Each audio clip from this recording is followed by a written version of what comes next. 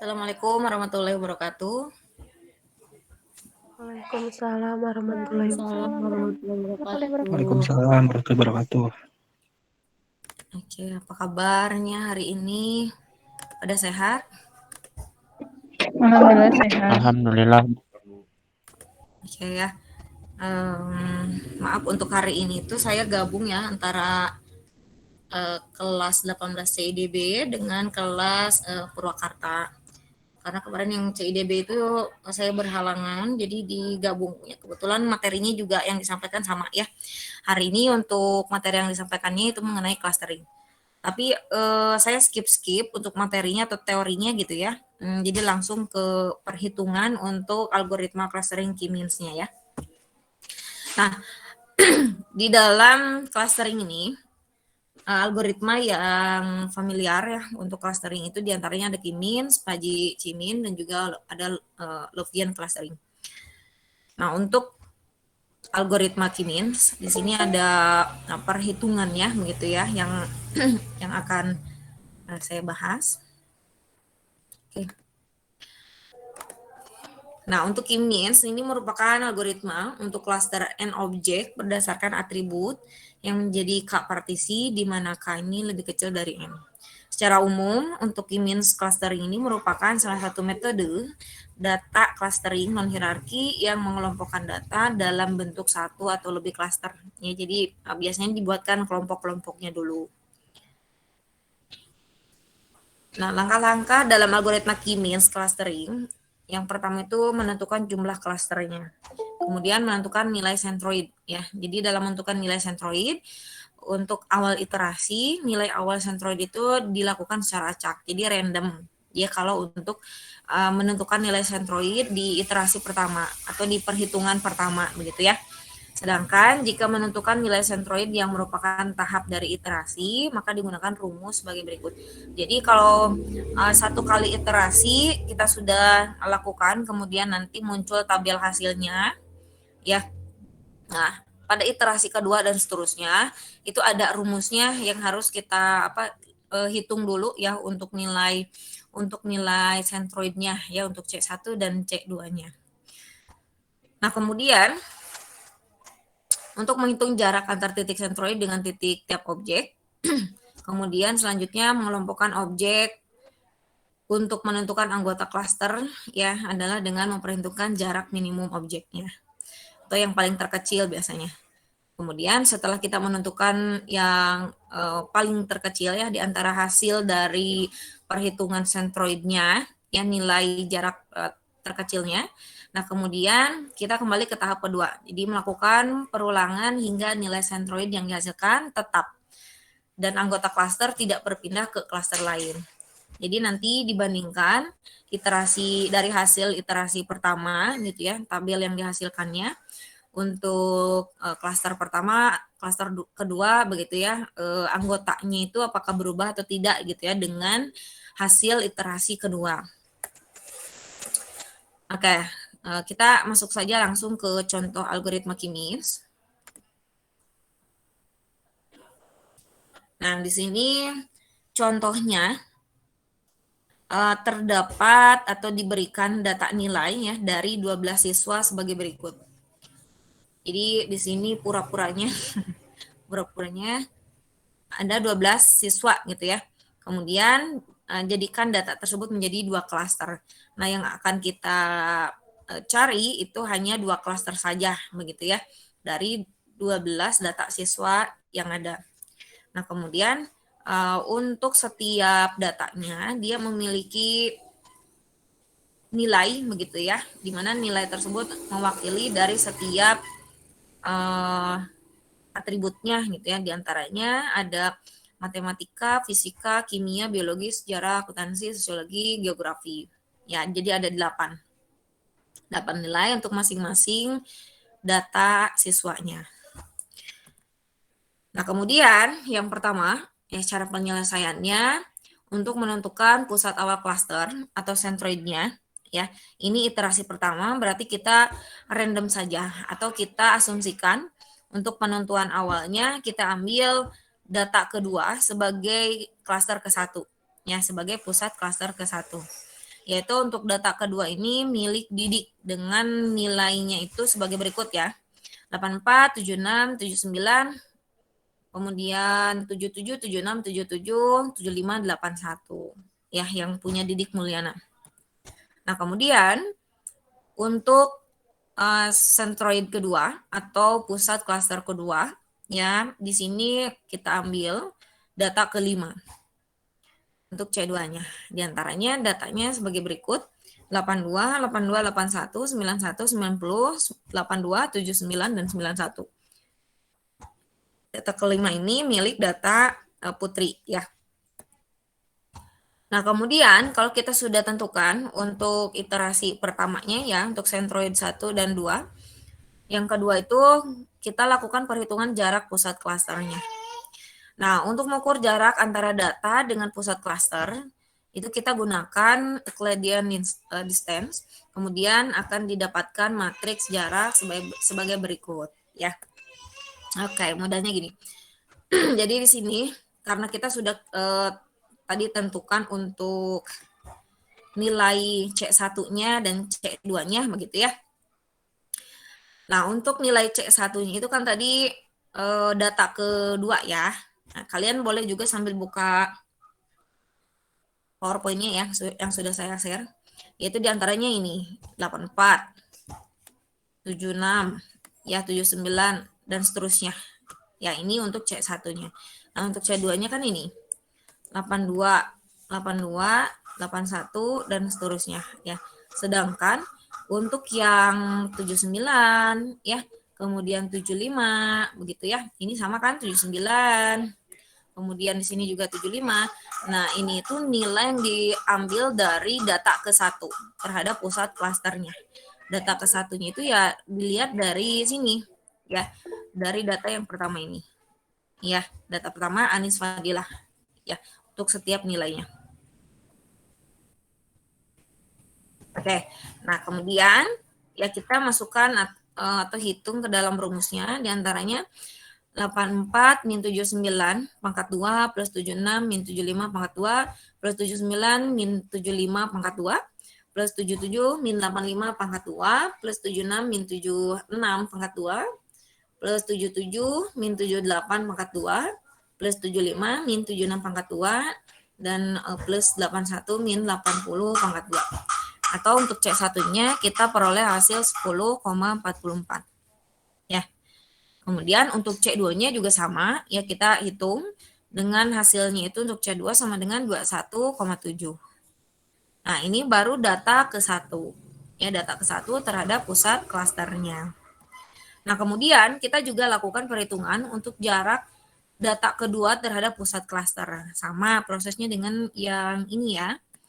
Jadi untuk nilai dari data keduanya itu ya tinggal dimasukkan saja. Yang ini ya. Yang ini juga sama ya, dimasukkan ke rumusnya. Kemudian untuk perhitungan jarak dari data kedua terhadap pusat klaster untuk C1-nya itu sama dengan 0 ya. Kemudian untuk C2-nya ya untuk perhitungan data keduanya itu 24,02. Nah, kemudian lakukan juga perhitungan untuk data ketiga, begitu ya, terhadap pusat klaster sampai data terakhir. Ya, kalau di tabel tadi kan ada 12 data ya, berarti dilakukan sebanyak 12 kali data, begitu. Diproses ya untuk sentroidnya, nilainya. Nah, sehingga kalau kita sudah lakukan perhitungan untuk keseluruhan datanya begitu ya, nanti kita akan mendapatkan tabel seperti ini. Jadi yang baris pertama itu menunjukkan nilai jarak data terhadap titik pusat klaster pertama. Kemudian baris keduanya itu menunjukkan nilai jarak data terhadap pusat klaster kedua. Ya. Ini nilai-nilainya yang diperoleh setelah kita melakukan perhitungan. Nah, di sini ya dari hasil yang ini, jadi kita nyari nilai yang terendah gitu ya, dibandingkan antara C1 dengan C2-nya. Nah, kalau di sini C1 dengan C2, ya C1 lebih kecil, ya kan? Kemudian 0 dengan 24, ini kan 10,4 dengan 21,7. Berarti untuk data pertama itu dia masuk menjadi anggota C1. Kemudian 0 dengan 24,02. Ya, berarti ini juga yang C1. Kemudian 24,1 untuk C1-nya, kemudian 14,5 untuk C2-nya. Berarti yang ini masuk ke C2. Data ketiga. Data keempatnya 14,1 ya. Gimana? Ini slide-nya di Bayu yang gak gerak atau gimana, Bu? Oh iya, sepertinya memang nggak gerak. Saya lupa. Oke, kita ulangi Dari aja. tadi soalnya di slide. Ya. Ya Bu, Betul. dari Ya oke, terima kasih Bayu sudah diingatkan. Ya, Iya, saya Bu. lupa. Mm-mm. Itu derajat Saya Panji belum share-nya dapat bukan katanya. seluruh layar. Ya baru keinget. Jadi saya hanya share jendela saja. Oke. Ya, terima kasih sudah diingatkan.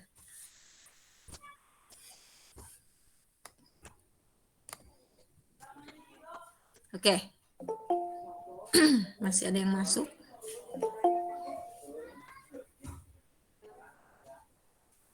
Boleh kalian juga sambil buka slide-nya ya. Jadi kalau misalkan ada karena ini kan back lagi gitu ya, apa ya? Lihat ke data yang disajikan yang dari sini ya. Jadi kalau kalian bingung, nah lihat datanya di sini ya, datanya itu. Oke. Kita mulai dari sini lagi. Nah, di sini sekarang tampil ya.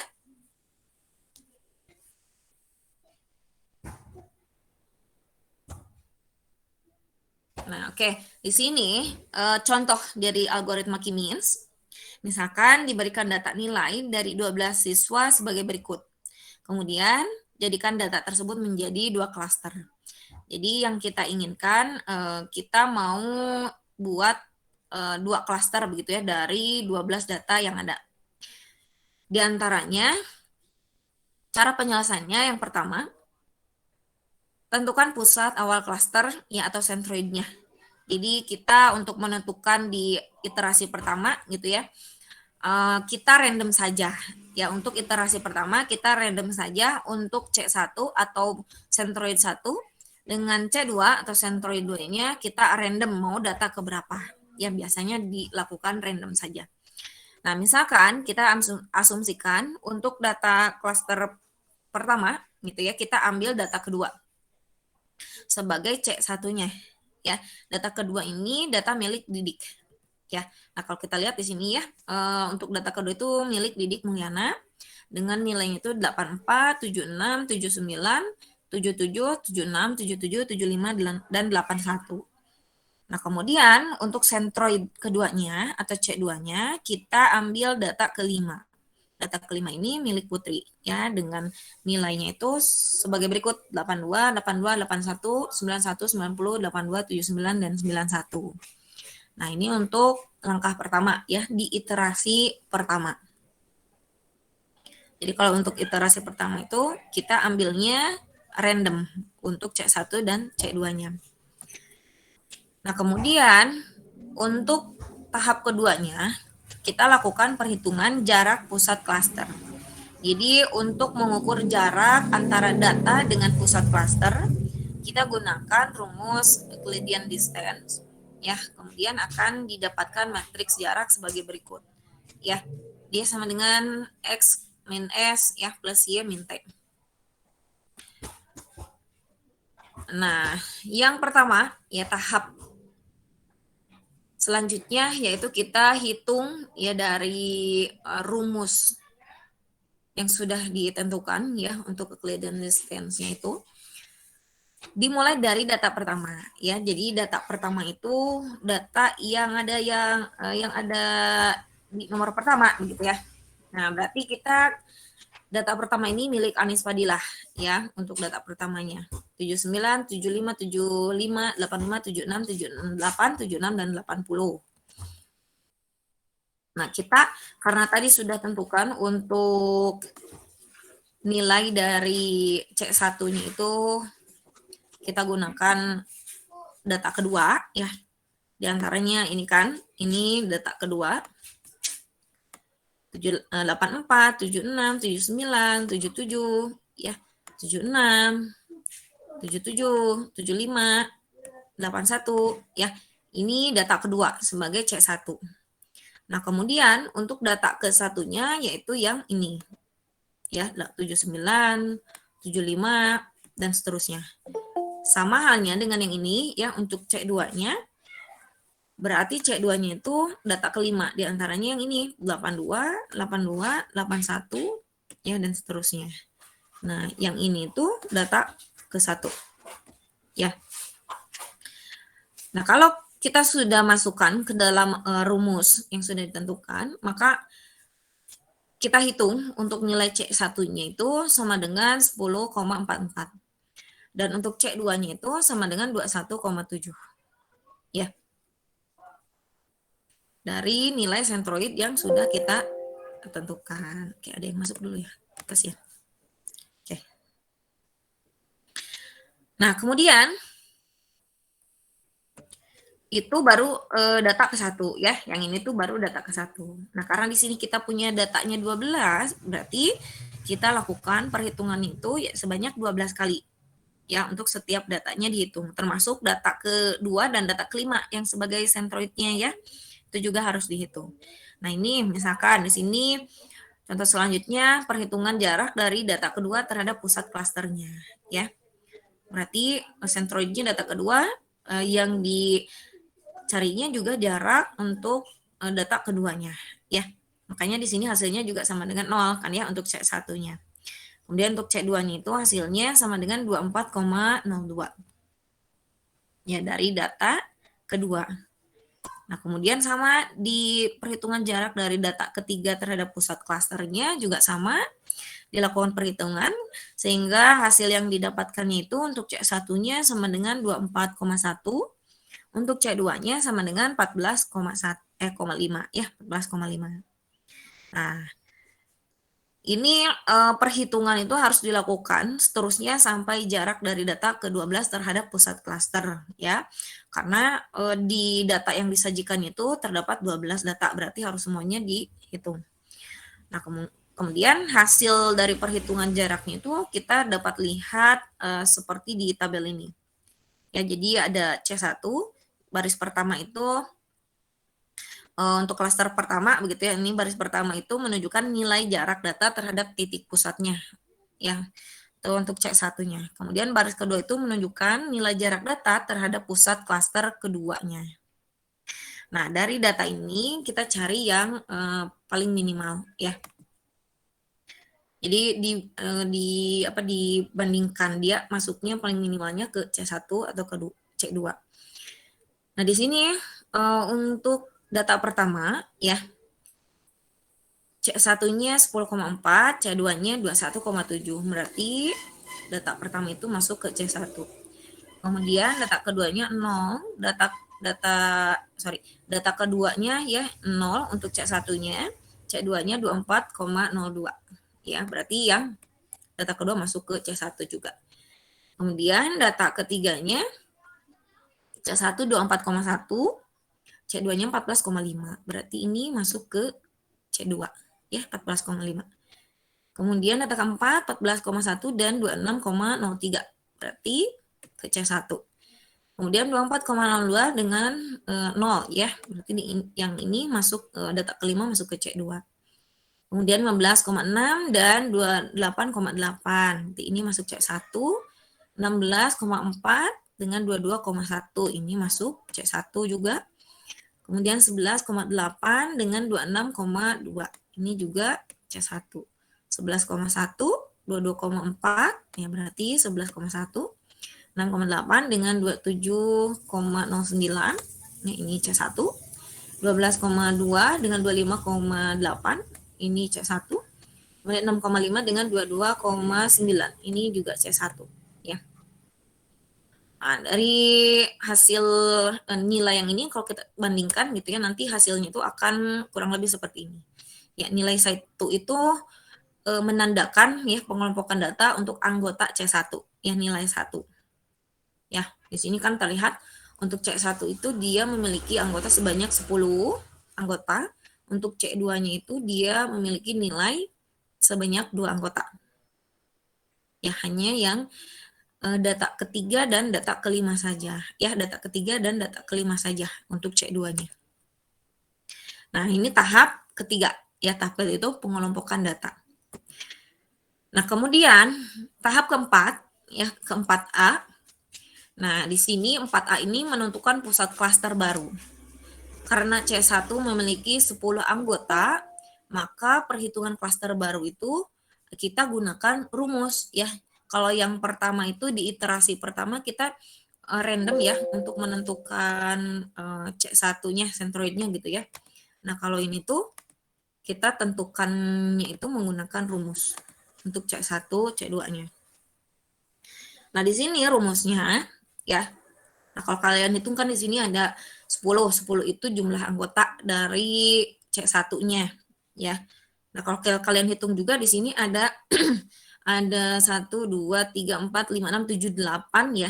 Ada 8 perhitungan di mana 8 ini itu nilai dari per kolom, nilai per atributnya gitu ya. Nah, dari sini. Matematika, ya fisika, kimia dan seterusnya jadi per kolom ya 79, 84, 77, 78 dan seterusnya. Nah, nilai yang diambil itu yang menjadi anggotanya saja. Karena tadi untuk yang C1 itu yang menjadi anggotanya itu selain daripada yang ini ya, yang 3 dan 5, nah berarti yang ini tuh tidak boleh dimasukkan ke dalam perhitungan di rumusnya. Ya, karena ini nanti akan masuk ke perhitungan untuk rumus di C2-nya. Ya, jadi selain data ketiga dan data kelima, nah ini semuanya dimasukkan, dihitung gitu ya. Kemudian nanti dibagi 10.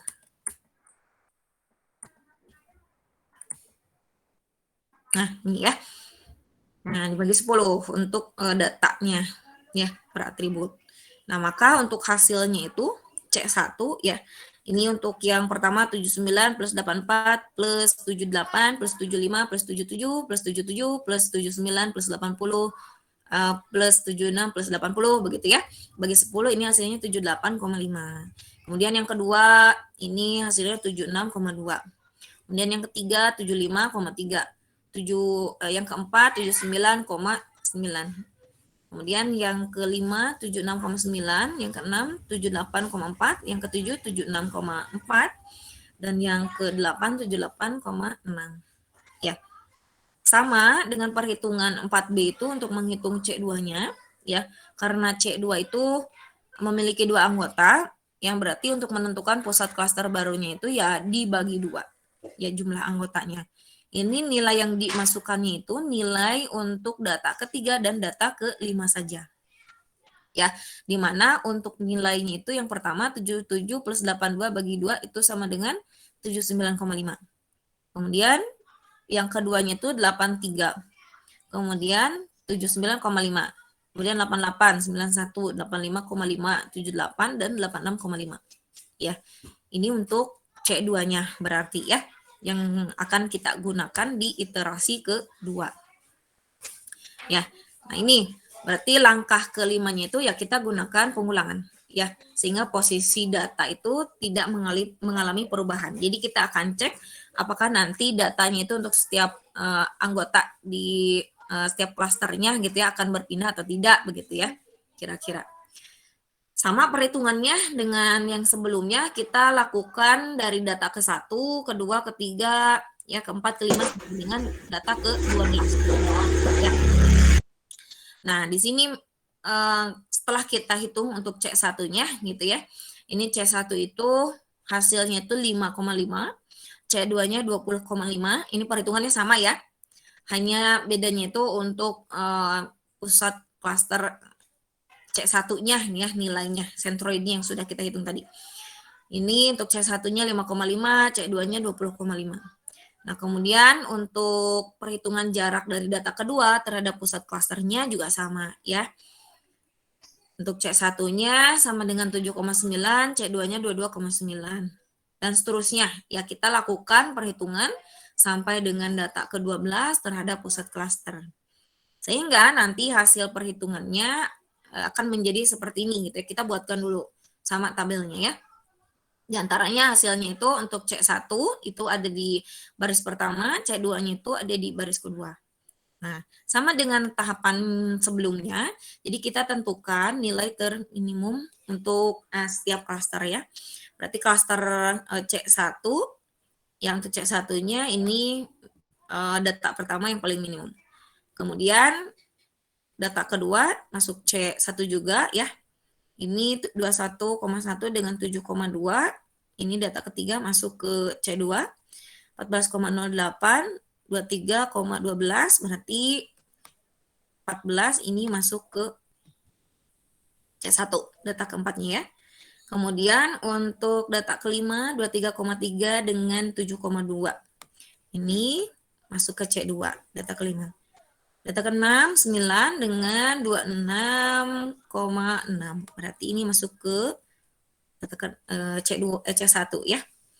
Kemudian data ketujuh 10,6 dengan 19,5. Ini masuk C1.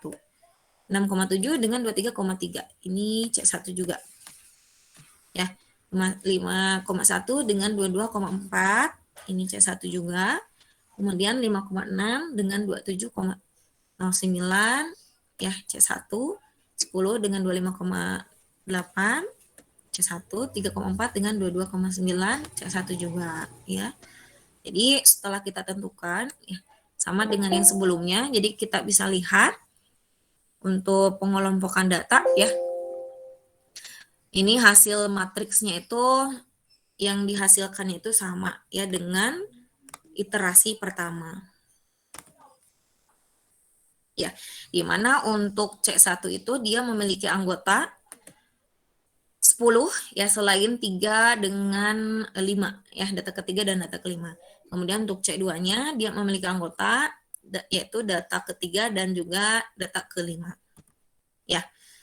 Nah, atau kita bisa simpulkan untuk di penyelesaian poin ketujuhnya, karena G1 itu sama dengan G2, di mana anggota yang sama, maka tidak perlu dilakukan iterasi atau perulangan lagi, ya.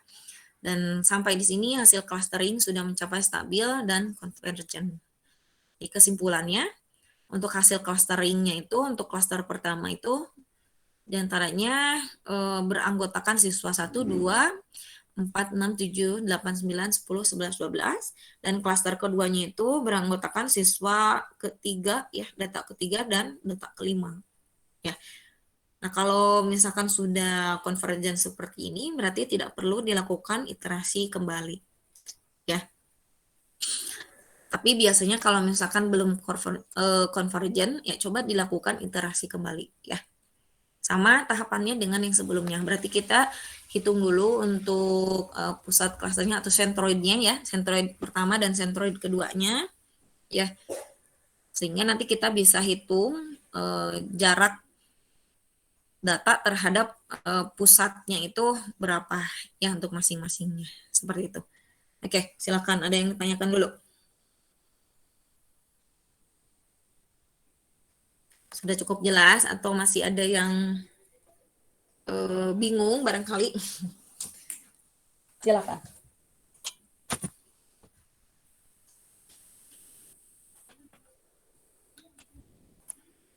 Silakan. Alhamdulillah jelas sih Bu, tapi paling nanti kalau ada praktek baru ada pertanyaan kayaknya Bu. Oke. Di menggunakan tools ya? Atau Iya, Bu. praktek soal gitu maksudnya? Yang menggunakan tools. Oke.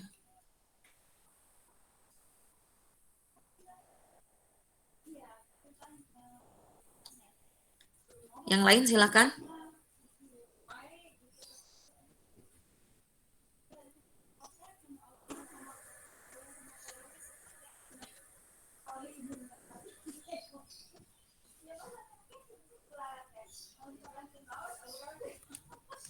Silakan, ada yang ditanyakan? Oke. Ini saya rencananya itu untuk implementasi dari data mining ya, diantaranya asosiasi, clustering, dan juga klasifikasi, itu mungkin kalian masih bingung begitu ya, kira-kira kalau diimplementasikan untuk skripsi atau untuk penelitian itu seperti apa ya. Makanya di sini saya rencananya gitu ya, meminta kalian untuk mereview jurnal ya. Jadi kalau saya tugaskan ya mau tidak mau pasti kalian itu harus baca ya. Jadi saya buat penugasan nih. Studi kasusnya itu ya kalian buatkan jurnal. Saya sebentar saya share dulu. Bukan buat jurnal ya.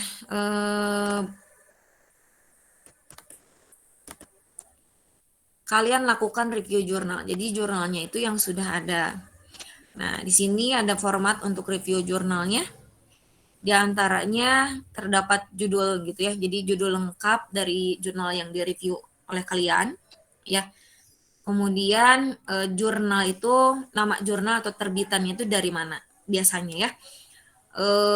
Apakah jurnalnya itu misalkan kalau di internal kampus ya, di STTB juga ada kan untuk pusat jurnalnya untuk informatika itu sistemik misalkan ya, berarti jurnalnya itu namanya sistemik, jurnal sistemik, atau jurnal internasional IEEE misalkan ya, atau lain sebagainya ya, itu tinggal dituliskan saja gitu ya dari mana judul atau dari jurnal tersebut itu dipublishnya di mana begitu. Nah, kemudian yang ketiga itu volume dan halamannya. Nah, untuk jurnal yang sudah diakui begitu ya, jadi terpercaya, nah itu biasanya terdapat volume atau kode begitu ya. Kalau misalkan internasional, salah satunya IEEE begitu ya. Kemudian kalau yang di nasional itu ada ISSN atau ISBN begitu ya. Nah, kalau yang sudah ada perizinan itu ya atau diakui itu ya ada nomornya gitu. Atau kalau yang kalau yang belum ada ISSN juga nggak masalah. Ya asalkan biasanya dicantumkan itu volumenya begitu ya. Jadi ada. Ya, supaya jelas. Kemudian jumlah halaman dari jurnalnya. Biasanya kalau untuk jurnal itu dia tidak terlalu banyak halamannya, maksimal itu antara 10 halaman ya. Jadi minimalnya itu 5 atau 6 halaman, maksimalnya itu 10 halaman. Jadi tidak terlalu banyak untuk satu jurnal. Nah, kemudian tahun terbit jurnalnya itu kapan? Lebih bagus lagi kalau jurnalnya itu yang terbitan paling baru, ya. Nah, kemudian untuk penulis jurnalnya, untuk penulis jurnal itu di sini karena jurnal itu biasanya tidak hanya dilakukan atau tidak hanya ditulis oleh satu orang, bisa 2 orang atau 3 orang begitu ya. Jadi ya dituliskan aja. Kalau ada 3 orang dituliskan saja semua penulisnya itu siapa saja, ya. Kemudian reviewernya ya tentu kalian sendiri kalau untuk reviewer itu. Nah, kemudian untuk tanggal di reviewnya itu tanggal berapa, ya silahkan diisi, sesuaikan. Kemudian untuk tujuan penelitian, ya tujuan penelitian itu hasil review yang kalian baca begitu ya dari jurnalnya. Itu apa tujuannya, kemudian subjek penelitiannya begitu ya. Kemudian metode penelitiannya itu apa, jadi yang termasuk metode penelitian contohnya misalkan apakah menggunakan metode kualitatif, kuantitatif, karena kan beda ya, atau metode penelitian yang lain yaitu dicantumkan. Kemudian hasil penelitiannya ya, hasil dari penelitiannya itu apa. Nah, kemudian kekuatan penelitian dan kelemahan penelitiannya apa. Yang terakhir itu kesimpulan. Ya. Jadi semua data dari mulai tujuan sampai kesimpulan itu ini tuh sesuai dengan jurnal yang kalian review. Ya, jadi semuanya ada di jurnalnya. Ya, tinggal kalian dibaca, dipahami, kemudian dimasukkan ke sini, ya. Nah, adapun untuk sistematika pelaporannya ya dari review jurnal, kalian harus menggunakan format kertasnya itu ukuran A4 ya, walaupun nanti untuk yang dikumpulkan itu bukan berupa hasil printnya begitu ya, tapi masih soft file ya, tapi tetap harus menggunakan format kertasnya itu ukuran A4. Nah, kemudian fontnya itu Times New Roman ukuran 12 ya, supaya seragam semuanya. Kemudian menggunakan spasi 1,5. Jadi jarak antar barisnya itu 1,5. Kemudian untuk paragrafnya ya. Nah, untuk di tabel review yang di atas. Nah, kalau misalkan untuk kekuatan penelitian, kelemahan penelitian gitu ya, itu diparagrafkan. Nah, untuk jika hasilnya itu nanti yang dicantumkan berupa paragraf gitu ya, jadi bukan poin-poin, nah itu gunakan justify untuk paragrafnya. Jadi gunakan rata kiri kanan. Kemudian yang kelima itu menggunakan aturan margin untuk kiri itu 4 cm, ya. Sebelah kiri 4 cm, kanan, atas, dan bawah itu 3 cm. Nah, biasanya kalian kalau cek di margin ya, page layoutnya margin, ini kan sudah sentimeter. Nah, ada yang belum sentimeter atau berupa inci ya. Nah, kalian berarti nanti harus ubah dulu dari inci ke sentimeter. Karena kalau kalian masukkan untuk kiri itu 4 gitu ya nilainya, kemudian kanan atas bawahnya 3, nah nanti itu pasti akan terlalu tengah gitu, terlalu bawah, jadi menyempit gitu ukurannya. Karena biasanya inci itu lebih lebar daripada sentimeter, jadi harus dirubah dulu ke sentimeter. Kemudian yang keenam itu menggunakan sampul, jadi harus ada covernya ya, seperti format pada umumnya untuk laporan begitu ya. Kemudian yang terakhir itu menggunakan kata baku, jadi tidak menggunakan singkatan, seperti kalau nulis tidak itu jadi TDK, tersebut itu menjadi TSB gitu ya, yang menjadi YG dan seterusnya, nah dan lain-lain. Itu juga harus diperhatikan ya. Nah, kenapa harus ada sistematika pelaporan ya? Karena ya kita biasakan supaya tertib lah. Apalagi nanti kalian sekarang kan sudah semester, mau semester akhir ya. Nah, jadi hal-hal sepele seperti ini tuh seharusnya ketika kalian skripsi itu sudah tidak lagi ada kesalahan ya. Karena kalau saya perhatikan yang di laporan skripsi saja gitu ya, kakak kelas kalian yang sebelum-sebelumnya, itu justru hal sepele yang paling sering dilakukan kesalahannya. Di antaranya misalkan kalau di karya ilmiah kan, skripsi itu karya ilmiah ya, mau jurnal skripsi ya, itu karya ilmiah masuknya. Jadi kalau karya ilmiah itu salah satunya misalkan untuk istilah asing itu bahasa Inggris atau bahasa selain bahasa Indonesia begitu ya, bahasa luar negeri gitu ya. Nah, itu harusnya kan italik ya, jadi dimiringkan begitu hurufnya. Nah, tapi masih aja banyak begitu. Ketika mungkin biasanya copy paste gitu ya. Jadi copy paste di jurnal orang atau di blog biasanya. Kalau di jurnal mah biasanya sudah langsung sudah pasti gitu ya, untuk bahasa asing itu bahasa Inggris pasti Itali. Nah, biasanya dia copy paste di mana gitu ya. Kemudian tidak dicek lagi istilah asingnya masih berantakan dan sebagainya. Kemudian rata kiri kanan sampai font stylenya aja itu kan kelihatan. Kalau kalian font stylenya misalkan ya yang 1 sampai 3 itu Times New Roman, yang 4 sampai 7-nya itu pakai Arial gitu ya. Itu beda kan kelihatan gitu ya. Nah, itu sampai hal seperti itu kadang-kadang tidak teliti begitu. Padahal yang paling penting itu kalau bagi penguji, laporan dulu yang dilihat. Kalau laporannya hancur gitu ya, walaupun aplikasinya atau program yang kalian buat itu bagus gitu ya, itu malah menjadi minus besar ya. Karena dianggapnya tidak serius, ya kan? Karena karya ilmiah itu kan bukan, skripsi itu bukan seperti tugas. Kalau tugas mah kan laporannya asal-asalan juga nggak masalah. Yang penting kan programnya jalan begitu ya. Nah, kalau skripsi itu justru laporannya yang dilihat ya kan, karena progres dari program itu dilihatnya, dibacanya itu dari laporan tersebut gitu, pertanggungjawabannya. Jadi apa yang kalian tulis di laporannya itulah yang akan ditanyakan oleh penguji nanti begitu ya. Makanya ya kita coba untuk dibiasakan begitu untuk mengikuti ya aturan-aturan tata cara penulisan untuk karya ilmiah ya, salah satunya dengan kita mencoba serius ya ketika mengerjakan tugas proposal atau tugas membuat naskah narasi begitu yang diberikan oleh dosen-dosen, ya kita gunakan atau kita buatkan dengan sebaik mungkin begitu ya, dengan mengikuti sistematika penulisan yang standar seperti apa gitu ya. Nah, untuk satu lagi untuk jurnalnya,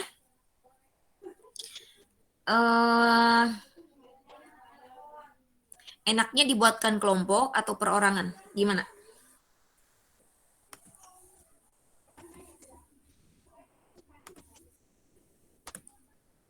Mau dibuatkan kelompok ya, kalau dibuatkan kelompok paling 2 sampai 3 orang ya. Kalau perorangan ya satu orang gitu. Tapi sama aja, kalau dibuatkan kelompok juga jurnal yang direviewnya pasti minimalnya 2 ya. Jadi misalkan saya buatkan tim nih, tim satu timnya itu 2 orang gitu ya. Jadi ya untuk setiap timnya itu jurnal yang direviewnya itu harus minimal 2 jurnal ya, 2 jurnal berbeda. Nah, jadi mending perorangan aja ya. Gimana? Ya, perorangan ya. Iya Bu, perorangan aja. Baik, Bu. Baik, Bu. Oke.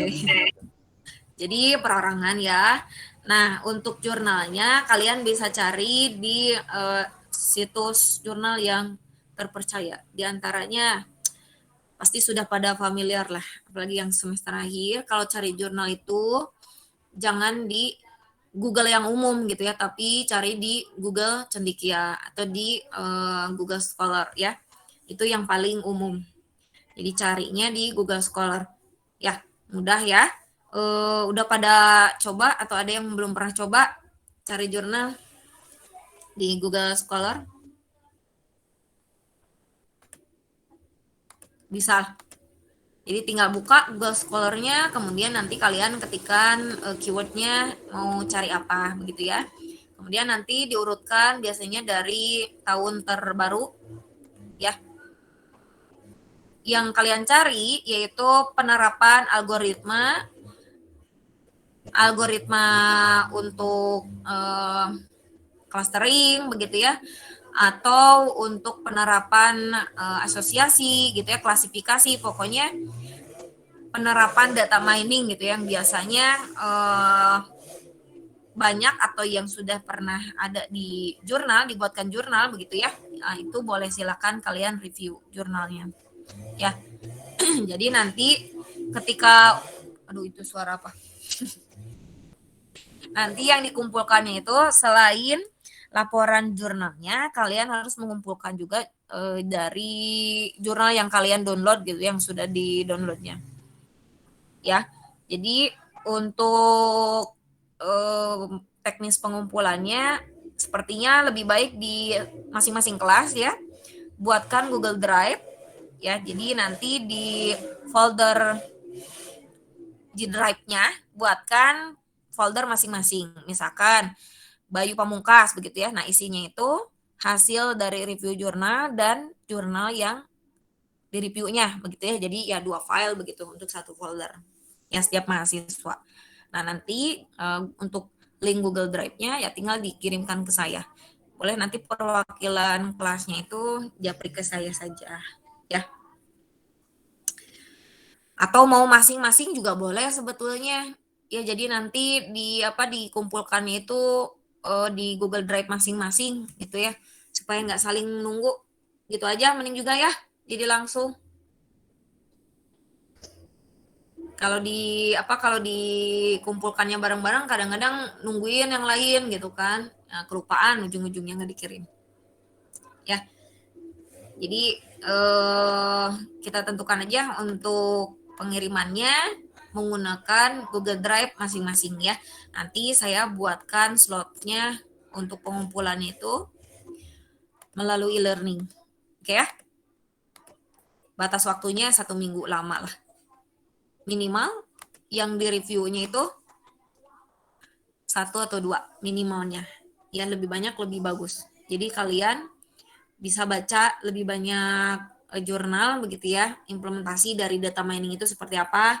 Ya, siapa tahu kan di sini ada yang minat untuk skripsinya data mining begitu ya. Jadi ya sambil aja, sambil belajar juga. Ya. Oke, jelas ya? Jelas, Bu. Ya, silakan. Ada yang mau disampaikan dulu ya?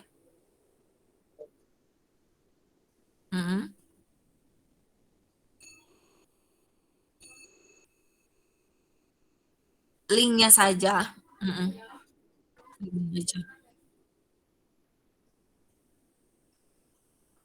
Linknya aja yang dikirimkan ya. Nah, itu juga kalau e-learningnya nggak ada masalah gitu. Tapi kalau misalkan di e-learningnya ada masalah, nanti boleh kabari saya supaya mungkin japri saja begitu ya, lewat email atau lewat WhatsApp seperti itu. Ya,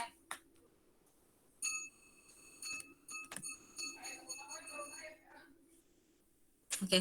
Ada yang disampaikan lagi, silakan.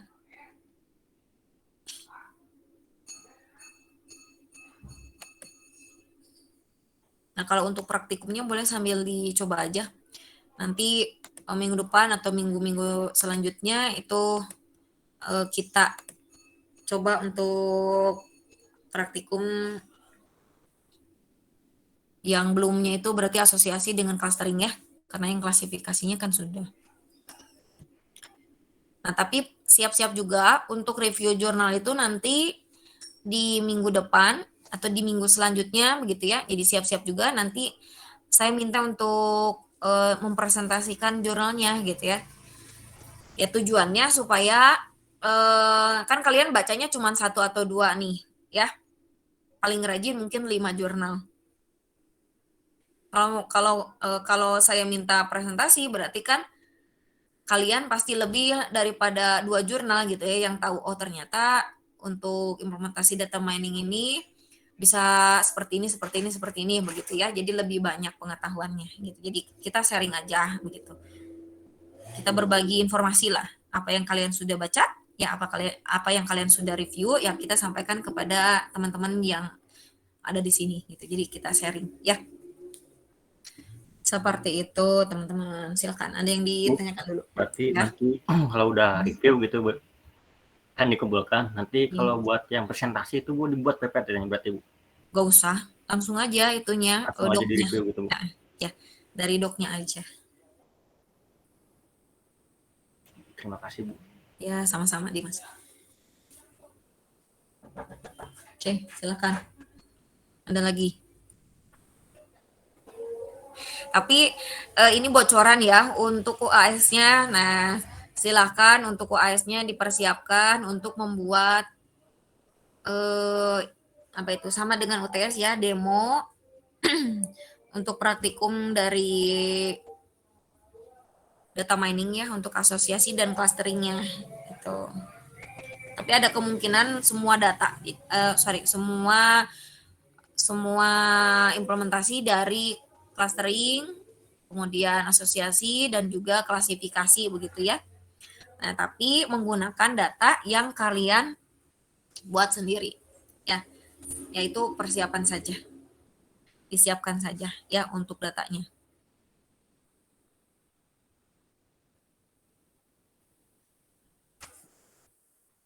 Ya, silakan. Ada yang mau disampaikan lagi? Untuk formatnya nanti saya share di WhatsApp grup ya untuk format jurnalnya. Nah, supaya tinggal di rename saja. Nah, nanti kalau misalkan ada yang reviewnya lebih dari 2, berarti tabel untuk format jurnalnya itu ya format reviewnya ya tinggal di copy paste aja di halaman kedua dan seterusnya gitu ya. Jadi kalau ada 5 review jurnal ya berarti ada 5 tabel yang seperti itu. Jadi jangan digabung satu tabel itu ada beberapa jurnal yang dimasukkan begitu ya. Nah, takutnya disatukan di situ jadi nanti pusing gitu untuk bacanya. Oh ya, untuk jurnalnya boleh internasional, boleh nasional, yaitu bebas ya. Silakan kalian explore saja. Oke. Ya, teman-teman ada yang tanyakan lagi?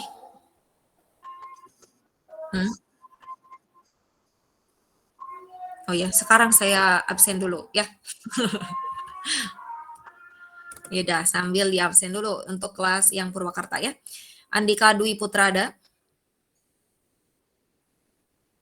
Andika Dwi Putra? Nggak ada. Anggi Dwi Permana? Maaf Bu, Andika hadir. Oh, Andika ada. Anggi Dwi Permana ada? Anggi? Nggak ada. Arif Rehan? Oh, Anggi ada. Arif Rehan? Hadir Bu. Oke, Dimas?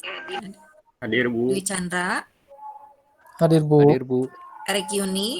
Erika Yuni, sorry. Hadir, Bu. Oke, Fahmi Oktavian. Fahmi Oktavian. Nggak ada. Harnum Anita. Hadir, Iya Bu. Bu, maaf hadir. Oh, Fahmi ada. Iya. Harnum. Ada, Bu. Ada Maulana Malik Aziz. Hadir, Bu. Meli Rahma. Hadir, Bu. Muhammad Hidayatullah. Hadir. Muhammad Alvin. Hadir. Nurul Fauzia. Hadir. Ponco Hadi. Hadir, Bu. Oke, Rafli Ariandi. Rizka Intandini. Hadir, Bu. S. Galuh Hamidah. Hadir, Bu. Safarotul Indari. Hadir, Bu. Siti Nuraisa Jahra. Hadir, Bu. Oke, jadi hadir semua ya. Bu, saya nggak masuk ya. Apa? Ridwan. Oh, Ridwan itu kelas Purwakarta emang Ridwan? Oh, Ridwan kan CID ya, belum. oh, Sebentar. Yang barusan yang kelas Purwakarta. oh itu maaf Bu. Iya, beda. Sebentar Oh, iya. ya. Oke, siap. Paham, Bu. Nah, saya ulang untuk yang CID ya. Alvin Yanuar Ramadan ada? Alvin hadir Bu. Oke, Alia Rahmawati. Hadir, Bu. Oke, Bayu Pamungkas. Hadir, Bu. Chandra Octavianus. Hadir, Bu. Oke, Dedi Iskandar. Dedi Iskandar. Oke, sinyal kayaknya tadi kelihatan masuk. Detristi Nur Khaliso. Ada, Bu. Oke, lucu. Derajat Panji Saputra. Hadir, Bu. Oke, Faujan Rijalul Ulum.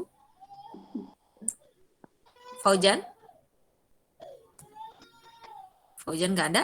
Fitri Apriani. Hadir, Bu. Oke, Gita Erika Suci. Hadir, Bu. Oke, Irman Darul Mutakin. Irfan Sandi Saputra. Irfan Sandi Saputra. Nggak ada. Mary Nur Halimah. Hadir, Bu. Oke, Mary Yulia. Hadir, Bu. Oke, Mia Mulyati. Hadir, Bu. Oke, Mila Kresna Febriani. Ibu tadi Mila hadir, cuman barusan katanya terkendala di jaringan, jadi keluar dari Zoom. Keluar masuk ya. Oke, Muhammad Abim. Ya, hadir, Bu. Oke, Naufal Jaki. Ini Nuraini. Hadir, Bu. Oke, Nurman Putra Satria. Hadir, Bu. Oke, Orlando Sagala. Orlando. Nggak ada. Perry ada? Nggak ada juga. Ridwan Nurul. Nah, ada Ridwan ya. Rizal Hamdani. Rizal Hamdani nggak ada. Tetep Dendi nggak ada. Terakhir Tina Nurul Sani ada? Hadir, Bu. Oke. Ya, oke teman-teman, itu saja ya untuk pertemuan kita hari ini. Ini Jadi hadir Bu. oh iya, Dedi ada ya? Oke, Dedi ada. Oke, teman-teman, itu saja yang dapat saya sampaikan untuk pertemuan kita hari ini. Ya, insya Allah kita ketemu minggu depan dengan jadwal seperti semula ya. Nah, tidak digabung seperti ini ya. Oke, kita akhiri pertemuan kita yang hari ini dengan mengucapkan alhamdulillahirrahmanirrahim. Wabillahi taufiq wal hidayah. Assalamualaikum warahmatullahi wabarakatuh. Waalaikumsalam. Waalaikumsalam.